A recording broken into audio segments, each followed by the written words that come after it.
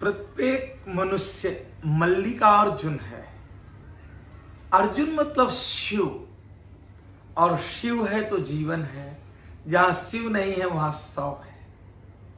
मल्लिका भी शरीर के अंदर ही विद्यमान है। पहले तो हम समझें कि ये मल्लिकार्जुन ज्योतिर्लिंग आया कहां से। शिव पुराण में कथा आती है कि कार्तिकेय और गणपति दोनों के प्रति निरंतर स्पर्धा है। गणेश कहते हैं कि मेरा विवाह पहले हो, कार्तिकेय कहते हैं मेरा विवाह। रोज इनकी प्रतिस्पर्धा चल रही है। तो एक दिन मां पार्वती और भगवान शिव ने निर्णय किया कि जो बेटा इस धरती के 7 प्रदक्षिणा पहले कर लेगा उसका विवाह पहले हो जाएगा। कार्तिकेय तो मयूर के ऊपर बैठ करके प्रदक्षिणा के लिए निकले, पर गणपति ने माता और पिता की ही प्रदक्षिणा कर लिया। कुछ वर्षों बाद जब कार्तिकेय कैलाश पहुंचते हैं तो देखें कि 2 बच्चे खेल रहे हैं। पूछते हैं आप किसके बच्चे हैं, तो बोलते हैं कि हम गणपति के बच्चे हैं। रुष्ट होकर के कार्तिकेय दक्षिण भारत की तरफ दौड़ते हैं। माता पार्वती भगवान शिव उनको मनाने के लिए, परंतु वो आगे आगे भागते जाते हैं, पीछे पीछे मनाते हैं। जब नहीं मानते आने के लिए कैलाश, तो वहीं पर मल्लिका के रूप में पार्वती और अर्जुन के रूप में भगवान शिव, मल्लिकार्जुन ज्योतिर्लिंग की स्थापना हो जाती है। प्रत्येक मनुष्य भी मल्लिकार्जुन ही है। उसके शरीर में भी 3 प्रमुख शक्तियां हैं। जैसे पार्वती 3 शक्तियों का समन्वय है, महाकाली, महालक्ष्मी, महासरस्वती। वैसे हमारे शरीर में भी 3 प्रमुख चक्र हैं।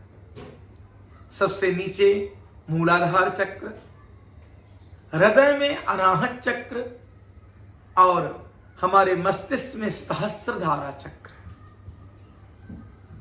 मूलाधार में महाकाली है जो कुंडलिनी भी है, अनाहत में महालक्ष्मी है, सहस्त्रधारा में महासरस्वती है। तीनों का मिलन ही जीवन का एक परम आनंद है। हम अपने शरीर की संपूर्ण ऊर्जा मूलाधार के द्वारा बाहर फेंक देते हैं। शक्ति क्षय होती रहती है हमारी। इसी मूलाधार को जब हम ऊपर की तरफ खींचते हैं, कुंडलिनी जागृत जिसको बोलते हैं, वो अनाहत चक्र से जब ऊपर की तरफ प्रवाहित होने लगती है, जिसको सहस्त्रधारा कहा है। सहस्त्रधारा में पहुंचने के बाद आप करोड़ों व्यंजन जो खाते हैं, करोड़ों व्यंजन एक साथ खाएं, जो स्वाद आपको मिलता है उसका करोड़ों गुना स्वाद आपको सहस्त्रधारा में बिना किसी व्यंजन के मिल जाएगा।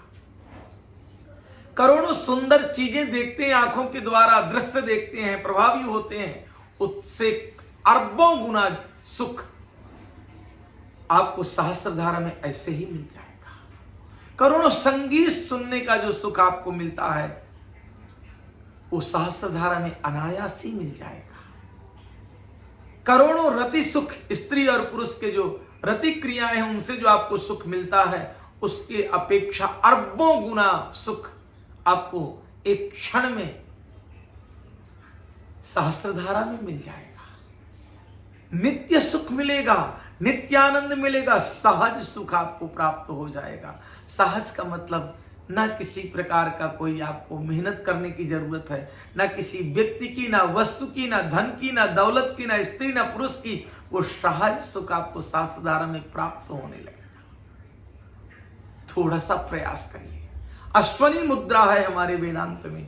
मल मूत्र इंद्री को ऊपर निरंतर खींचिए, तेजी से खींचते रहिए। बैठे बैठे खाली बैठे तो खींचते रहिए। धीरे धीरे करके वो जो एनर्जी है ऊपर की तरफ प्रवाहित होने लगेगी।